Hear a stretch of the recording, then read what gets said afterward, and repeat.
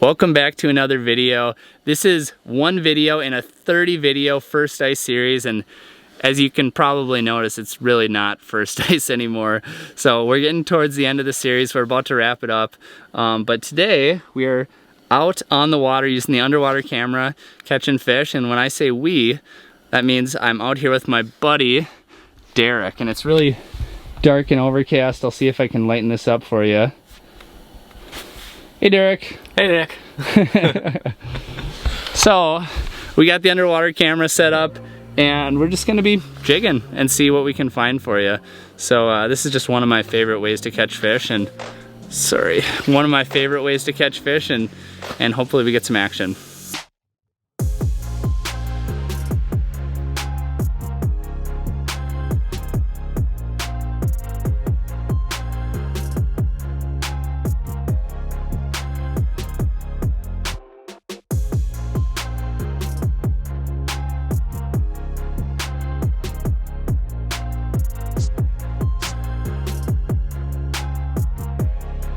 We decided to make a bigger move to the other side of this big weed flat, and we're in a little bit deeper water now. It's like 11 feet of water, and we are instantly seeing fish. So it's a bummer we didn't move about a half hour earlier, but now we're in a fresh new spot, and hopefully we can get one of these fish on the ice for you.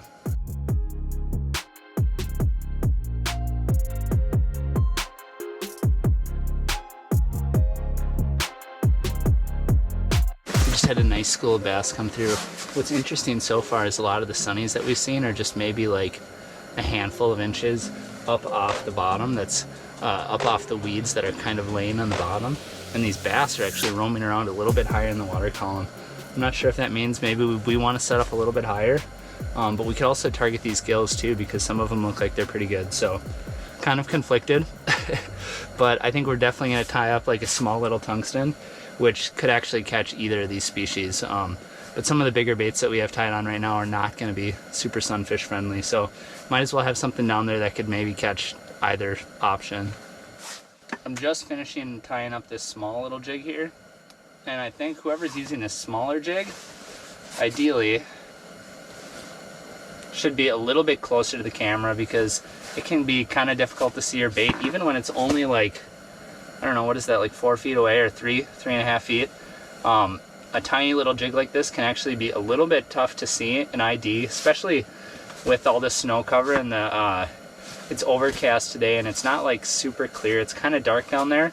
And we're a tiny bit deeper as well. We're in 11 feet, but having the smaller bait closer to the camera, I think it's gonna be a good idea. So one of us, I don't know who yet, haven't decided, is gonna run this small one right here closer to the weeds where we're seeing some of those bluegills. And if a bass comes through, you know, you can work it up into their zone.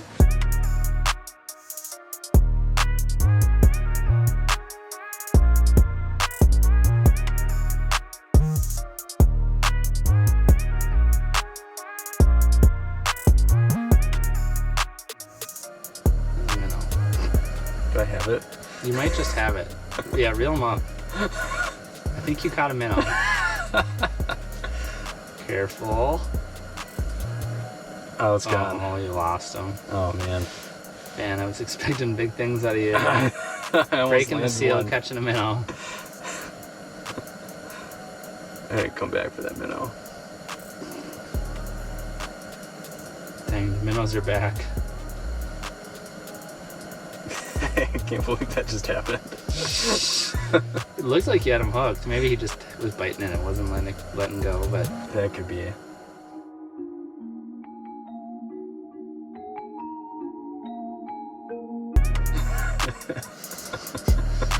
And just hold it on for dear life. Here we go. Oh yeah, there's a bass too. I think I'm coming in hot. Oh, I had him. Oh, shoot. Did you see how hard he came in? Yeah. Where am I?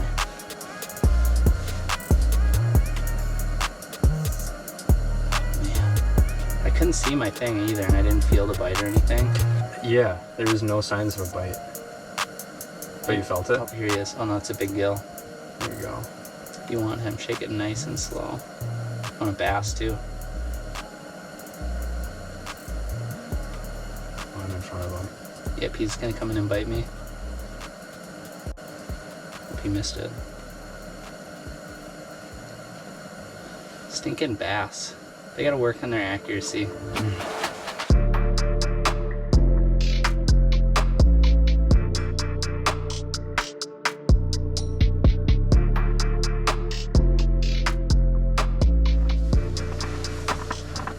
We just got shut down by Larry. Larry actually came in and took a bite out of the old puppet minnow, but just like didn't take a bite of it. Like tried to take a bite of it and swung and missed. Oop, he's back. He's back. Look at him.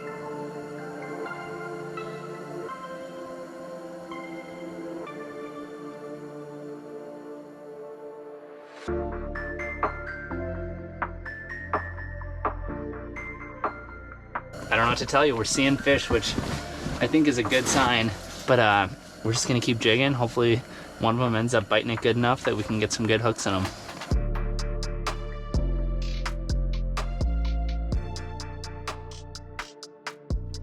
There's a bass. It's coming in fast again.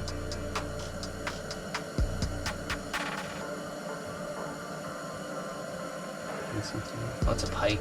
Or is it a bass?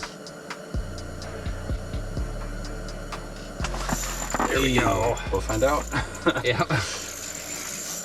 You might want to reel up because I might tangle up in you.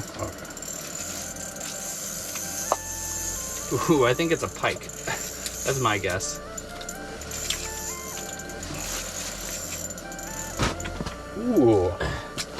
It's a bass. There you go. God, it's kind of hard to navigate through this house here, but I'll show this little beauty off to you, the puppet muncher. There we go. We are on the board Good work. with a Larry. Man, they seem like we're not seeing like a ton of fish, but I'll try not to cut my head off when I'm talking. But what we are seeing is they seem pretty active. Like they're coming in and they're at least coming in taking like a serious look. And these little tiny trebles can be really tough to pop out sometimes. Larry came in for a little visit. Larry's back down the hole. Now we've seen some Larrys, we've seen some pike, we've seen some bluegills, and we're gonna try and catch a diversity of species here. I can almost guarantee you we're gonna end up with a bluegill before it's all said and done. The way they're coming in, and we got the right bait rigged up, and we got worms and ready to go. So we're gonna see if we can put some more on the ice for you.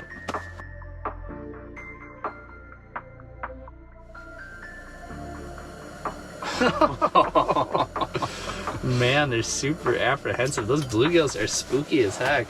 Like they're probably venturing out of the weeds to like potentially grab a little snack, but they're like afraid a bass or a pike is gonna come eat them. So they're probably a little apprehensive. That's my theory. Yeah, you gotta wait for him to puff it one more time. It's close though.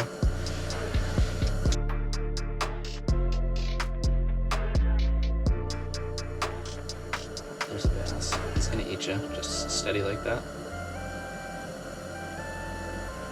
Hit him. Hit him. Hit him.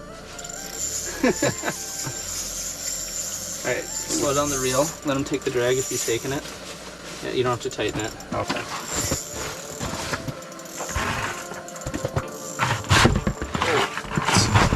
Chaos! You may end up getting stuck in the cord possibly, but just, yeah, keep grinding it like that.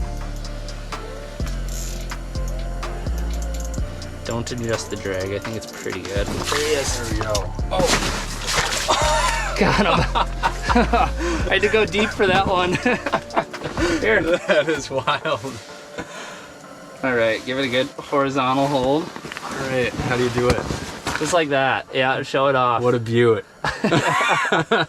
Nice, dude. Nice catch. Yeah, that was fun. So that first one came in on like the bigger hard bait, the glide bait. And that last one just came in on like a tiny little micro jig, just a little pinky. You can't really tell the color anymore because, you know, we're all black and white because it's evening like this. But what do you think about that? kind of fun. That's the way to do it. That was a lot of fun. That was a good little fight. All right, we'll put them back. Yes, right back. Sweet. Man, to me, like, this is just such a fun visual experience. And like anybody can do it. Like my kids love doing this. Like Carter, like he'll just look at the underwater camera for hours, and you know, it's like video games. It's the best way to keep kids engaged, right?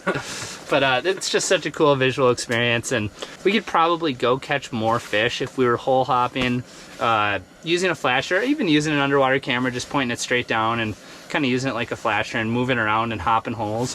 But right now we're hanging out in a nice warm house. We're catching up. It's been a while since me and Derek have hung out. We're old high school buddies, but hanging out in the house and like watching them come in on the camera and just, you know, come in and take a bite of your bait and set the hook. So this is a really fun way to do it, even if it's like maybe not like the most optimal strategy. That only hurts you the next time you throw your hand down there. That's fair. Stab Jordan. Derek having fun, question mark? I'm gonna say no. He laughed. He's walking back. He's being a real pissy pants. He wasn't catching any fish, so he threw a fit. I caught 2 fish and he was super angry. I caught a fish and then he lost one, and then I caught another one and he just huffed off. I don't know where he is.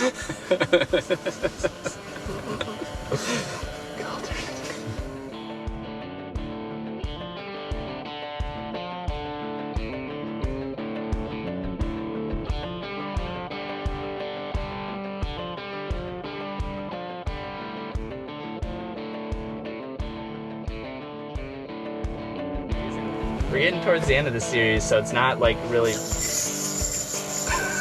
Do you get one? Yes. Largemouth. Okay, pause.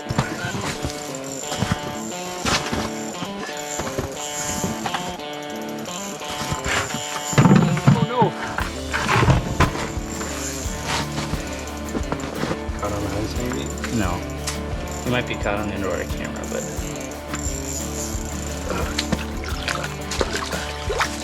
There we go. All right. I'll dip them quick. All right. Another bassy bass. How about that? So both of those came from this direction. Okay. So that means they're just running horizontally down the break. I'll save this clip so we don't lose it here. I was messing around up in the corner here, and Derek's just over here poking hogs. All right. Cool. That's awesome. I've said it in the past, like I think those small little tungsten jigs are just the most efficient way to hook up with bass that come through, just because they're lighter, and when the fish opens its mouth, it's easier for them to suck it in because there's less weight. So sometimes like they're gonna come in and hit these hard baits harder, but ultimately I think you end up catching more on those little jigs. So anyway, get them back in the water. There you go. Sweet, good job, dude. And it's actually kind of fun too to have like a 1-2 punch, where you have that bigger bait that might be attracting fish into the area, but then you have that smaller little tungsten jig that is just a little bit more bite-sized, higher hooking percentage. And the only thing that's maybe not ideal about this particular setup, this is like my ideal panfish just setup, I guess, from top to bottom. It's like, it's the bullwhip, which is just like a panfish rod basically. It's kind of, it's whatever, it's one of the custom rods, so it's a little expensive, but it's just a standard basically panfish rod with the soft tip. And I've got a small little reel on here. It's just a 1,000 size Daiwa legalis is what they call it. The big linchpin here is the fact that this is 2-pound fluorocarbon, and like 2-pound test is like, it's actually super tough. But if you're gonna be catching bass or you're gonna be catching pike, 2-pound is not super ideal, but that's what I have tied up on my panfish rod. So it's kind of what you get to deal with there. But I would say like in a more ideal situation, you're looking more at like 3 or 4 pound test would be better. Probably 4 pound if you know you're catching a lot of predators. But in really clear water like this, I do think there's a chance we're getting more bites because of this 2 pound test. So it's kind of a trade-off. Sometimes you want to be able to horse those fish a little bit more because you don't want them wrapped up in the underwater camera cable that's coming down, or you don't want them digging you into the weeds. But here, I'll give this back to you so you can fish. It's one of those things you might be getting more bites with thinner line. There's a bass. I think he's coming in to bite right away, I think. Oh, Get wrecked. man. Something happened there that he didn't like. Mm-hmm. Yeah, he bolted right off. So I don't know how well you guys can even see it now. It's getting dark. Like, as you'll notice, I put the spotlight up there. We had a bass creeping in from the back corner, a dark little shadow. I suppose if we put it big enough on the screen, you'd probably be able to see it. But it's getting pretty darn dark. Like, if you look outside, it's like definitely still daytime, but it's like creeping into the evening. It's getting dark down here way faster than it is up here.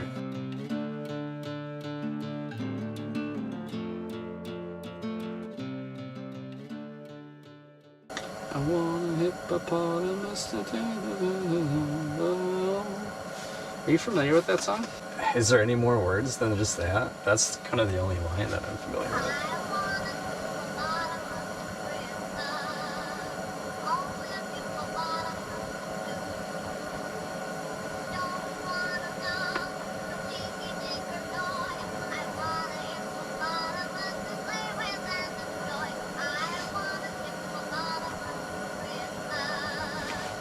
Oh. Get distracted by the hippopotamus. I had a fun time hanging out with Derek. I had a good time too. Yeah, it's very enjoyable. We just had, you know, the big birthday bash last night and had a couple other buddies over, and it was a good time hanging out, playing board games and, you know, things that 20-year-old men do. So I've been reading all the comments, and I know that a lot of you have been following along for the entire thing, which honestly just like blows my mind. So thank you very much. We're gonna wrap this thing up right now. This is one of those long Minnesota goodbyes.